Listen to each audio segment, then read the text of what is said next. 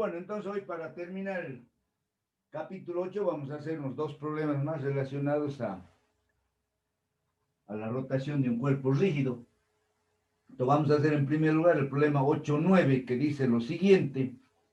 Dice un cilindro macizo de 15 centímetros de radio y 90 kilos de masa, al cual se le aplica una fuerza de 25 newtons en su centro de masa, como se muestra en la figura. El cilindro rueda sin deslizar por una superficie horizontal. Calcular, inciso A, la aceleración lineal del centro de masa. Inciso B, la rapidez lineal de un punto que se halla en A, al cabo de 5 segundos de iniciado el movimiento. ¿Ya? Bueno, o sea, en la mayoría de los problemas de rotación de cuerpos rígidos, sobre todo si el cuerpo está girando o rotando sobre una superficie horizontal, o también puede estar deslizando sobre un plano inclinado, ¿no? Entonces, en este caso, está girando sobre una superficie horizontal. Y cuando nos dice que gira sin deslizar, significa que no patina, no resbala el cilindro. ¿Ya? Entonces, en este caso, para que no resbale, necesariamente tiene que haber una fuerza de rozamiento. El problema no me indica absolutamente nada de la fuerza de rozamiento, pero sí me dice que no desliza. ¿Ya? Entonces, como no desliza, es porque actúa una fuerza de rozamiento. Significa que el cilindro siempre está pegado a medida que va girando. Entonces, en este caso, está girando así en ese sentido. Entonces, a medida que gira, ¿ya? Siempre va pegado el cilindro en la superficie. ¿Ya? Si nosotros por decir medimos una longitud de aquí hasta aquí de 5 centímetros, ¿ya? De 5 centímetros, entonces esto también ha avanzado 5 centímetros, pero en la longitud de arco. ¿Ya? Entonces hay que tener mucho en cuenta eso. Para que no deslice, necesariamente tiene que actuar una fuerza de rozamiento. ¿Ya? Entonces, en este caso, está actuando una fuerza de rozamiento, que lo voy a dibujar yo aquí, sí. Entonces, esta es la fuerza de rozamiento, que lo vamos a representar con F, directamente. ¿Ya? Entonces, tenemos inicialmente el cilindro en reposo. El cilindro está en reposo. Entonces, se aplica una fuerza, dice, en su centro de masa. Su centro de masa está justamente aquí. Entonces, se aplica una fuerza F en este punto A. ¿Ya? Y por lo tanto, el cilindro va, en este caso, a tener dos movimientos. ¿Vale? Un cuerpo rígido siempre tiene dos movimientos. Entonces, un movimiento de traslación. ¿Por qué? Porque el cilindro va a empezar a avanzar hacia la derecha. Y vamos a tener otro movimiento de rotación. Entonces, en este caso tenemos que aplicar la segunda ley de Newton, tanto al movimiento de traslación como al movimiento de rotación. ¿Ya? Muy bien.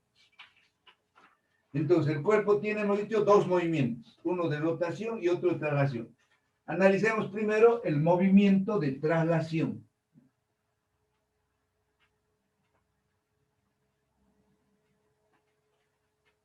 Movimiento de traslación. O movimiento lineal, que también nosotros lo llamamos, ¿no? Entonces, el movimiento de traslación tenemos que aplicar la segunda ley de Newton, que nos dice que la sumatoria de fuerzas es igual a ¿qué? A la masa por aceleración. Vamos a representar con S, con M mayúscula, la masa del cilindro. ¿Ya? Entonces, ¿qué fuerzas tenemos en este caso? Solamente dos. La fuerza F que aplicamos menos la fuerza de rozamiento. Es igual a masa por aceleración. ¿Ya?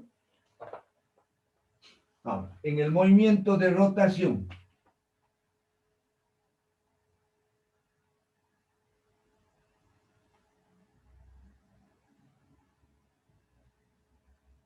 movimiento de rotación tenemos que la sumatoria de torques respecto a un punto es igual a I por alfa, ¿eh? Donde I es el momento de inercia del cilindro y alfa la aceleración angular. Ahora, el momento de inercia para el cilindro respecto a un eje que pasa por el centro es igual a un medio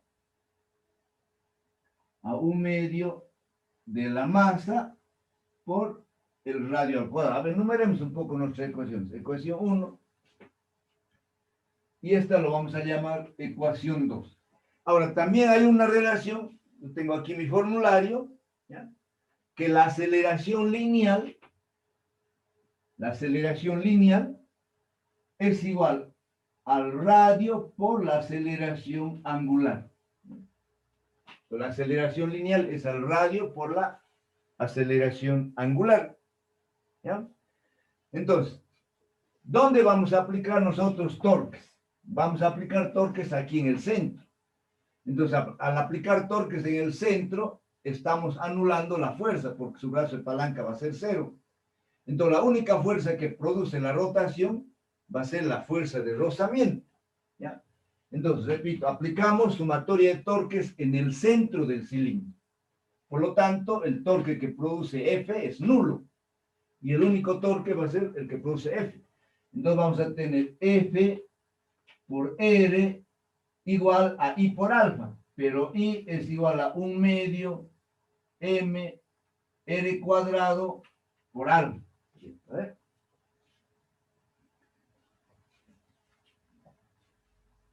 Esta R con esta R se cancela. Entonces nos queda que F es igual a 1/2 M R por alfa. ¿Eh? Nos quedaría eso.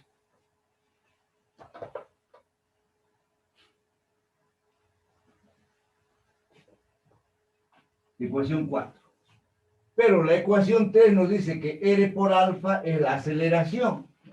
Entonces vamos a tener que F va a ser igual a 1/2 M. Entonces en vez de R por alfa colocamos A.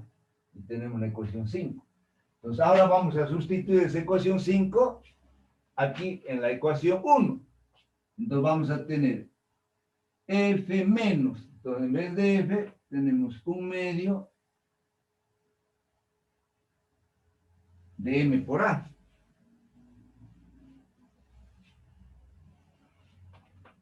Y esto es igual a M por A. Finalmente, llevamos esto al lado derecho. Entonces vamos a tener F igual, si factorizamos nosotros la aceleración, vamos a tener M más 1/2 de M. Entonces, finalmente de aquí despejamos la aceleración. Entonces, la aceleración va a ser igual a F sobre, esto es 3/2. 3/2 de. ¿Eh?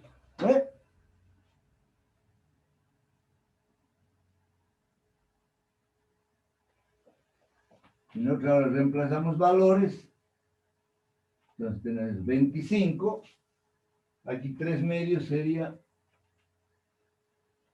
1,5. La masa, ¿cuánto es? La masa es 90 por 90. Entonces aquí encontramos que la aceleración del centro de masa es igual, ya lo tengo esto calculado, 0,185.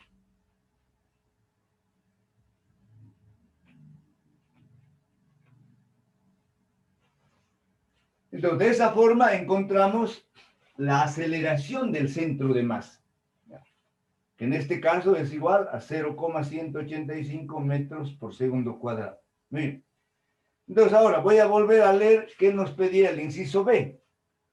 El inciso B dice la rapidez lineal de un punto que se halla en A,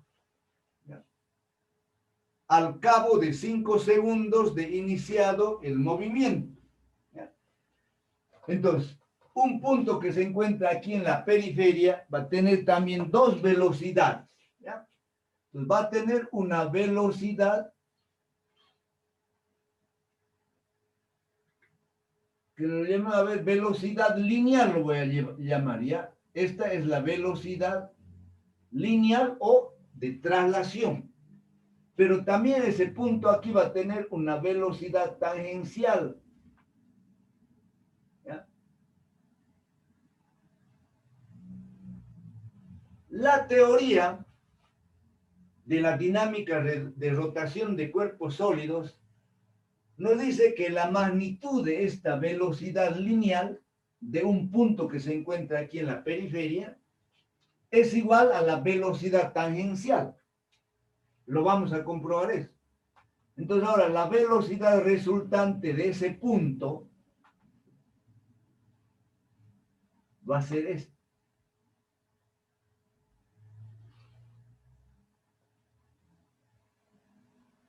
Entonces, que quede claro que en dinámica de rotación de cuerpos rígidos, el cuerpo y las partículas que se encuentran en el interior del cuerpo siempre tienen dos movimientos, uno de traslación y otro de rotación.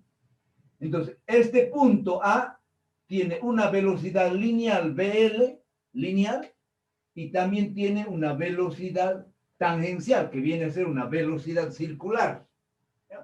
Entonces, para el inciso B, yo voy a borrar nuevamente mi pizarra. Esto era para el inciso A.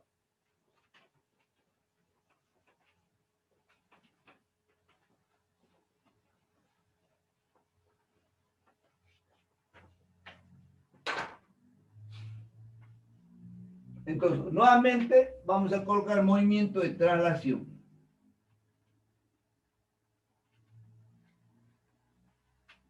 Movimiento de traslación voy a colocar aquí. Entonces, en el movimiento de traslación utilizamos las ecuaciones de movimiento rectilíneo uniformemente acelerado, de cinemática, ¿ya? Entonces, al cabo de 5 segundos, la velocidad va a ser igual a la velocidad inicial más la aceleración por el tiempo. ¿Ven? Como parte del reposo, ¿ya? Entonces para nosotros esta es nuestra velocidad lineal, que lo estoy representando con BL. Entonces va a ser directamente igual a la aceleración por el tiempo, ¿ya? Entonces esta velocidad, la aceleración era, ¿cuánto era el valor? 0,185 era la aceleración. 0,185 y el tiempo nos dice 5 segundos. ¿Ya? Entonces la velocidad lineal o la velocidad de traslación es 0,925 metros por segundo. Entonces ya tenemos la BL. Ahora tenemos que calcular la velocidad tangencial, ¿ya? Para la velocidad tangencial utilizamos esta relación. Entonces aquí voy a colocar, pues aquí escribo movimiento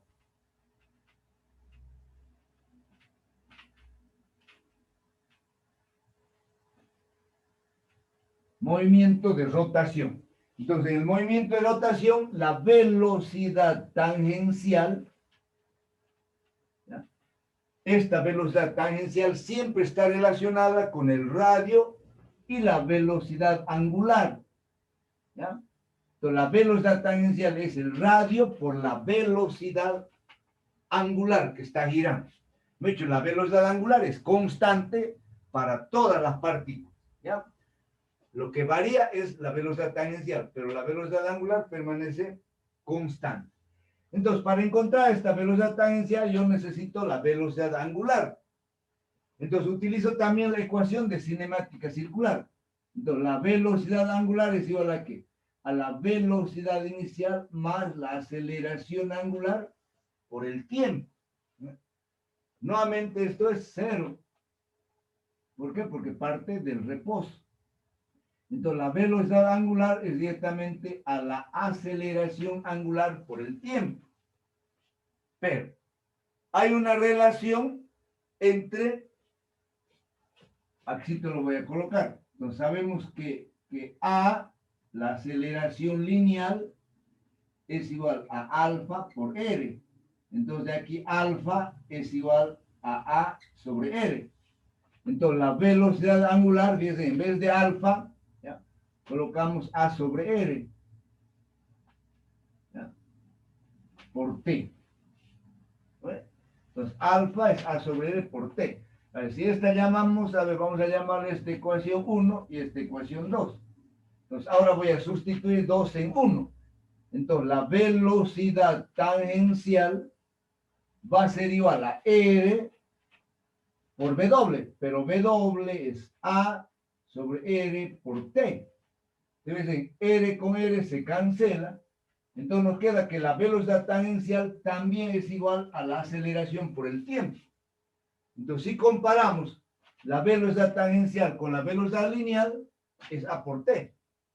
Entonces, la teoría les decía, nos dice que la velocidad lineal, la magnitud de la velocidad lineal o la velocidad de traslación es igual a la velocidad tangencial. Y en este caso vamos a ver que también la velocidad tangencial, la aceleración era 0,185 y el tiempo 5 segundos. Por lo tanto, la velocidad tangencial también es igual a 0,925 metros por segundo. Entonces, una vez de que tenemos el valor de la velocidad lineal o velocidad de traslación y la velocidad tangencial, ¿cómo encontramos la magnitud de la velocidad resultante? Por Pitágoras, ¿ya? Entonces, la velocidad resultante del punto A va a ser igual a raíz cuadrada, ¿ya?, de B sub L al cuadrado más B sub T al cuadrado, ¿ve? Y esto va a ser 0,925 al cuadrado más 0,925 al cuadrado. Entonces, finalmente, la velocidad de un punto que se encuentra en A, ahí en la periferia, va a ser igual a 1,308.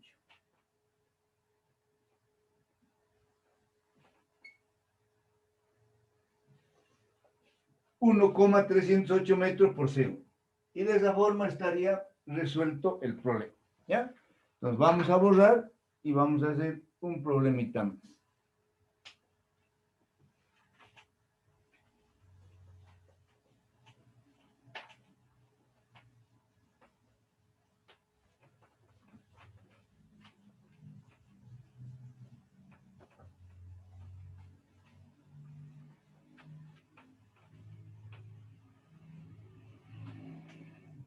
El problema que está en el texto propuesto no tiene ningún grado de dificultad.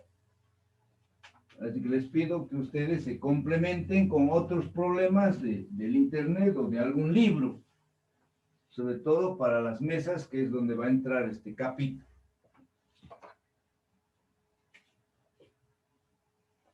Entonces vamos a hacer el problema 8.11, ¿ya?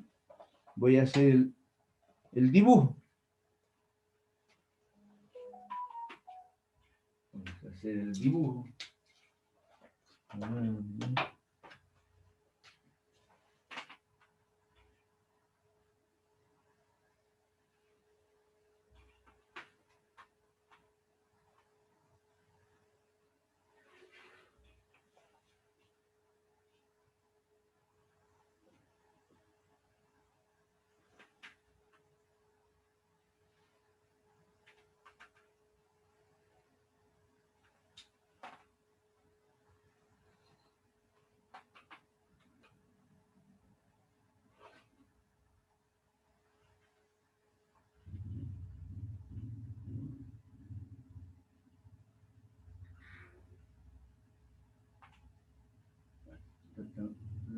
Pero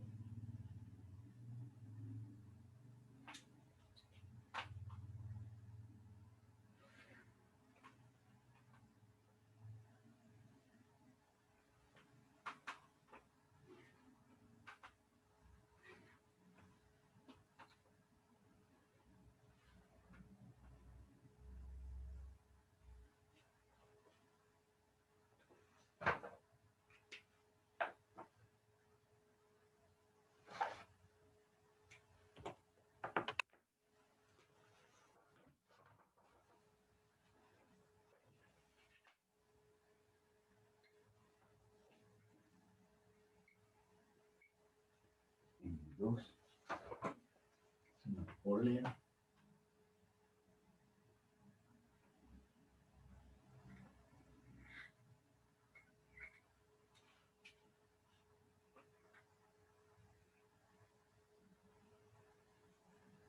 Es el radio de la polea.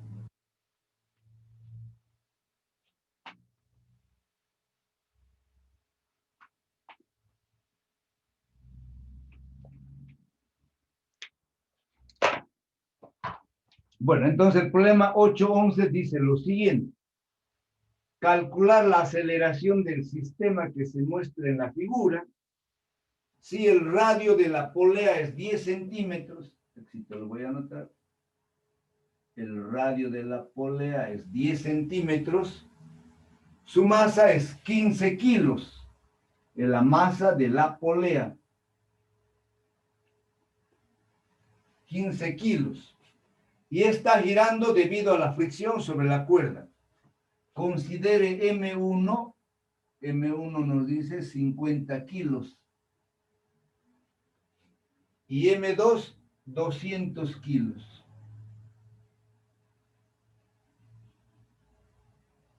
Entonces, M2, 200 kilos. ¿Ya?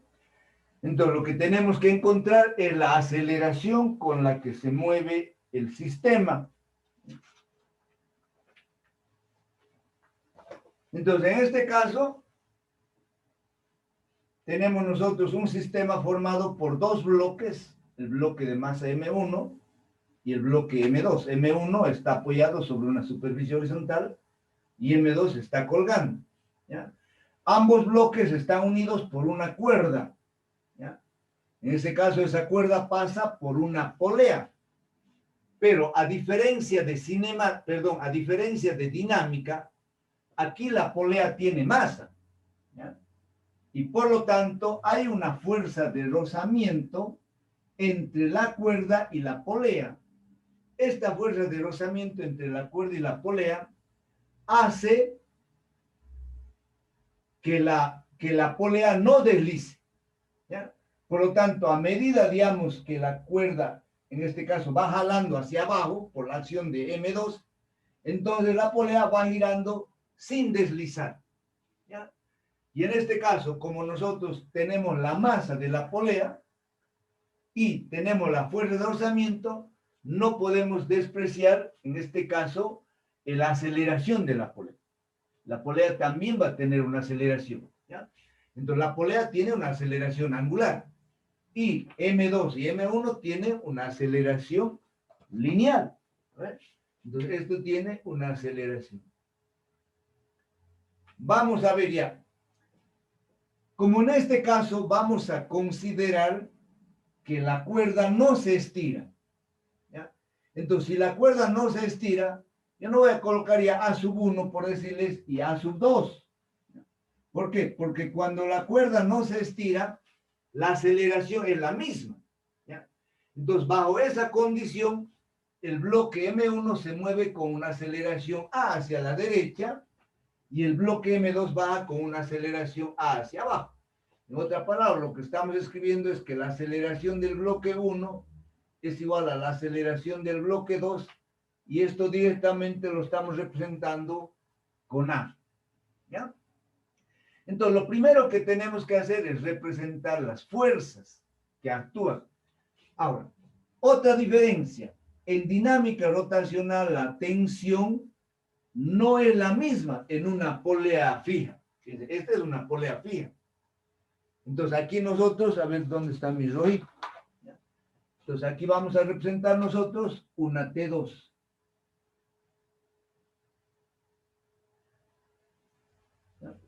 Entonces, aquí tenemos una T1. Entonces, la tensión en el lado izquierdo de la polea es diferente a la tensión en el lado derecho. ¿Ya? Entonces, pues no importa si no me alcanza la pizarra, voy a borrar. ¿Ya? Entonces, vamos a representar las fuerzas que actúan sobre M1. ¿Ya? Entonces, aquí te voy a poner para M1. Entonces, M1, a ver, tengo aquí.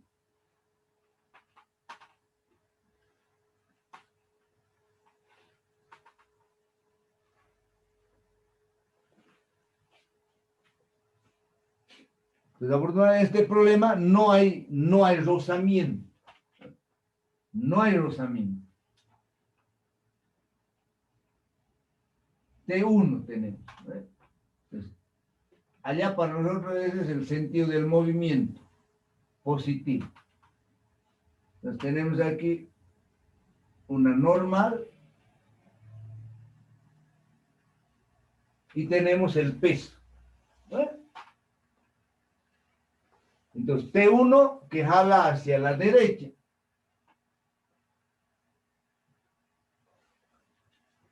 La normal y el peso. Las fuerzas que actúan sobre la polea, a ver aquí te vamos a poner. Para la polea. Vamos a hacernos así. Ya. Así nos hace. Entonces aquí para la polea. Para la polea. Pues para la polea.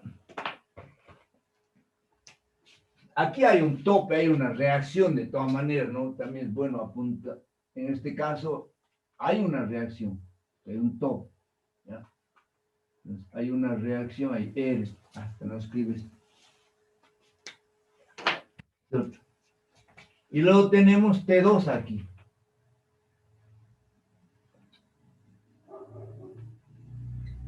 T2. Y aquí tenemos T1. En este caso, ese es el sentido de rotación. Eso es positivo para nosotros, ¿no? ¿Por qué? Porque vamos a suponer que M2 empieza a bajar. Entonces la polea va a girar en el sentido de las agujas del reloj. Siempre el sentido del movimiento es el positivo. Entonces hemos dicho, este se mueve allá, positivo. Este gira en el sentido de las agujas del reloj, también positivo. Finalmente aquí tenemos para M2.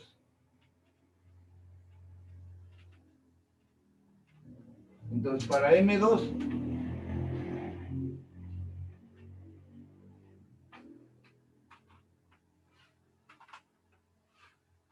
las fuerzas que actúan son simplemente dos.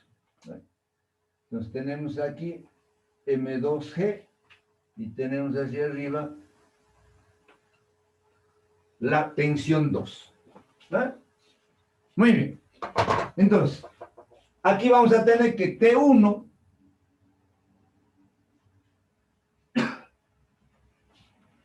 entonces aquí aplicamos, bueno, primerito.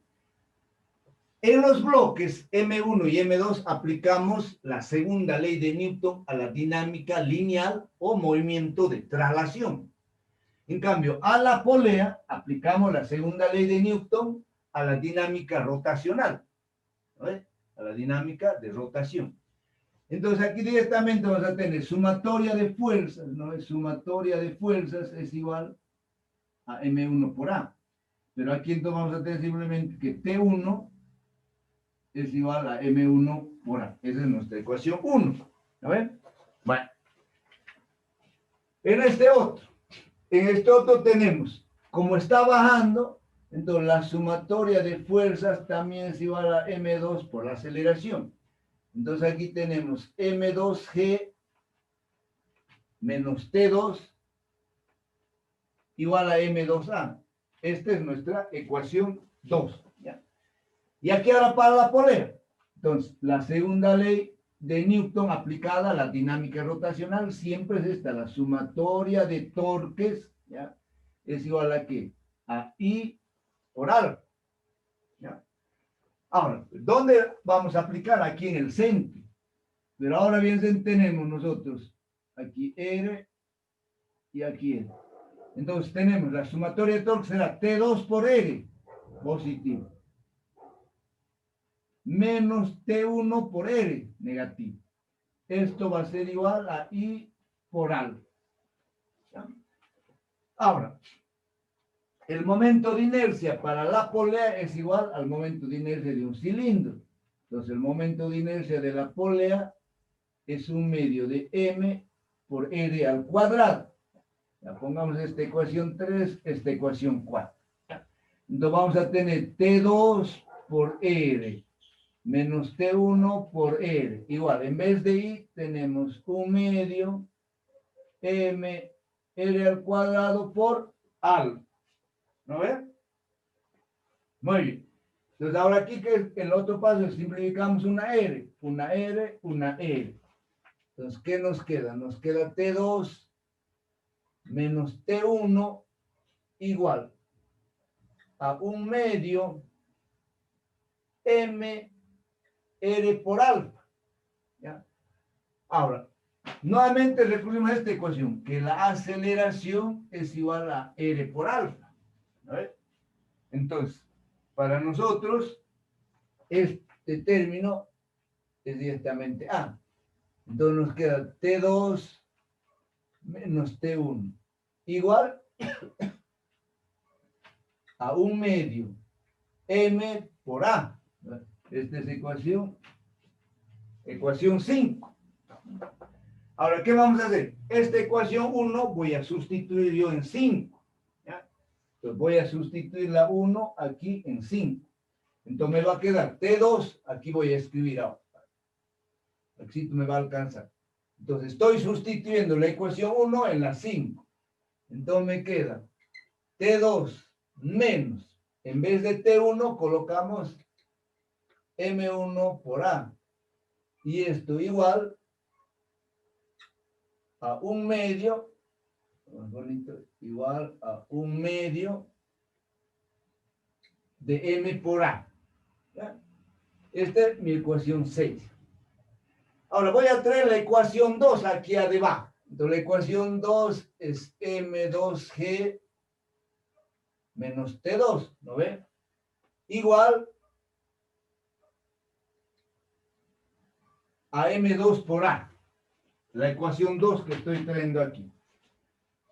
Ahora sumamos miembro a miembro, fíjense. Entonces, sumo aquí y sumo miembro a miembro. Entonces, más T2 menos T2 se cancela. Entonces, ¿qué me queda aquí? Me queda M2G. Igual, esto lo voy a pasar allá. Entonces, va a quedar M1 por A más 1/2 de M por A más M2 por A. Entonces, vamos a factorizar. M2G igual, factorizamos la aceleración. Entonces queda M1 más M2 más 1/2 de M. Y de aquí despejamos la aceleración. Pero bueno, este marcador ya está medio mal. Entonces despejamos la aceleración.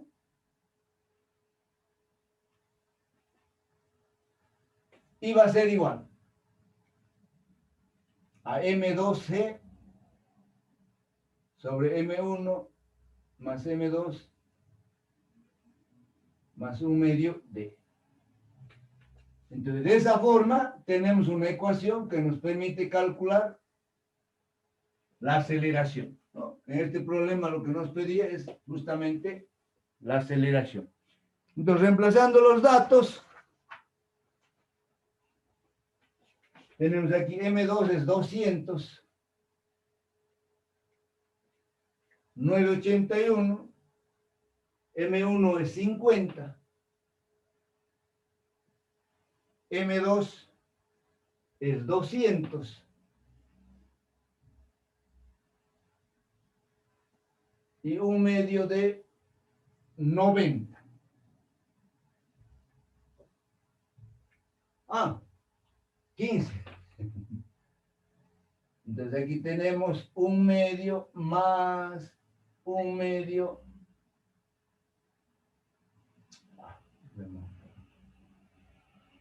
más 1/2 de 15.